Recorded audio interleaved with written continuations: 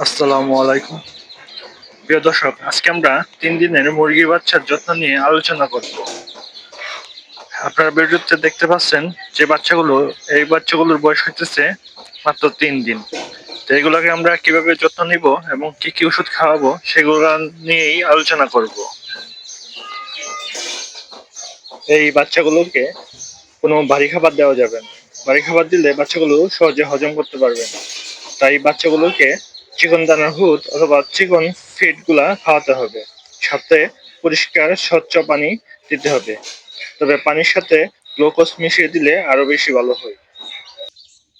খেয়াল রাখতে হবে বাচ্চাগুলো ছোটাছুটি করছে কিনা। যদি ছোটাছুটি না করে তাহলে বুঝতে হবে বাচ্চাগুলো ঠান্ডা লেগেছে।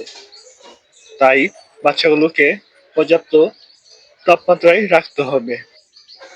আর অবশ্যই এই সময় বাচ্চাগুলোকে সুস্থ রাখার জন্য লাইসোবিট পাউডারটি খাওয়াতে হবে। সাথে সেফা ওয়ান একটি শিশির জাতীয় ওষুধ আছে, এটি খাওয়াতে হবে এবং সাথে জিঙ্ক সিরাপ দিতে হবে যাতে রুচি বৃদ্ধি থাকে এবং দ্রুত বৃদ্ধি পায়। তো এই ছিল আজকের ভিডিও। ধন্যবাদ সবাইকে, ভালো থাকবেন।